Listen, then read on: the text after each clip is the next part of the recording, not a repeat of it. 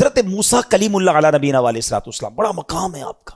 آپ نے اللہ کی بارگاہ میں عرض کی مولا میں تجھے دیکھنا چاہتا ہوں، ٹھیک ہے؟ تو ارشاد ہوا لن ترانی، اے موسیٰ تم مجھے نہیں دیکھ سکو گے. کلیم اللہ ہے. جب کسی سے بہت پیار ہونا اور اس سے بات بھی ہوتی ہو، دیکھا نہ ہو تو اور دل میں تڑپ بڑھ جاتی ہے. دیکھا نہیں ہے، بات تو ہو رہی ہے، اللہ جلوہ بھی دکھا دے، میں تیرا دیدار کرنا چاہتا ہوں. ارشاد ہوا لن ترانی، اے موسیٰ تم مجھے نہیں دیکھ سکو گے. پھر عرض کیا تو اب ایک پہاڑ پر تجلی نازل ہوئی. حضرت موسیٰ تاب نہ لائے اور بے ہوش ہو گئے. ٹھیک ہے، ایک طرف ریکویسٹ ہے، آگے سے ڈینائل ہے، اور تجلی آتی ہے تو ہوش بھی نہیں رہتا ہے. دوسری طرف اللہ کریم اپنے محبوب کو خود بلوا رہا ہے، اور بھیجا کس کو جا رہا ہے؟ فرشتوں کے سردار کو.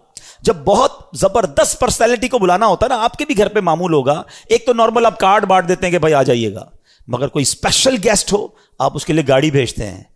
اچھا، اور اسپیشل ہو تو گھر کا کوئی فرد بھیجتے ہیں، کسی اہم آدمی کو بھیجتے ہیں، پروٹوکول ارینج ہوتا ہے.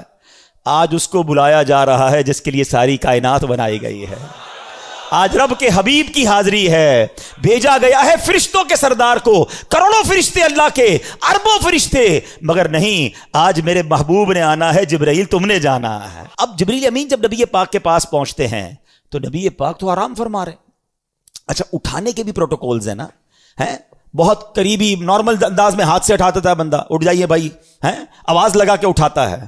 مگر جب کسی بہت معزز شخصیت کو اٹھانا ہو، فرشتوں کے سردار نے جب نبیوں کے سردار کو اٹھانا تھا، بیدار کرنا تھا، تو اپنے کافوری ہونٹ جو ہیں وہ نبی پاک کے تلووں پر رکھ دیے، یعنی قدموں کا بوسہ دیا، اور عرض کی کہ حضور رب کی طرف سے بلاوا آیا ہے، آپ کو رب بلا رہا ہے. اللہ اکبر. اب دوبارہ آئیے کمپیریزن کی طرف. حضرت موسیٰ ریکویسٹ کر رہے ہیں، ادھر منع کر دیا گیا. ادھر جبریل کو بھیجا جا رہا ہے، ادھر وہ بے ہوش ہو جاتے ہیں، ادھر آقا جلووں میں گم ہو جاتے ہیں. کئی بار نعت میں یہ شعر سنا ہوگا، اب صلاۃ والسلام میں یہ شعر سنا ہوگا. اب اس سینیریو کو، اس سارے منظر کو ذہن میں رکھ کے سنیں تو ایمان تازہ ہو جائے گا. کیا خوبصورت بات شاعر لکھتے ہیں، کہتے ہیں قصہ طور و معراج سمجھے کوئی.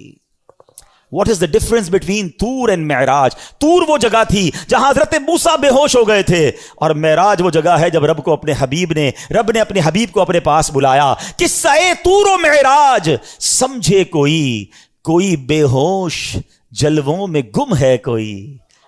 آگے فرمایا کہ ڈفرنس کیا ہے، فرق مطلوب و طالب کا دیکھے کوئی. آگے فرمایا کس کو دیکھا یہ موسیٰ سے پوچھے کوئی. کس کو دیکھا یہ موسیٰ سے پوچھے کوئی. آنکھ والوں کی ہمت پہ لاکھوں سلام.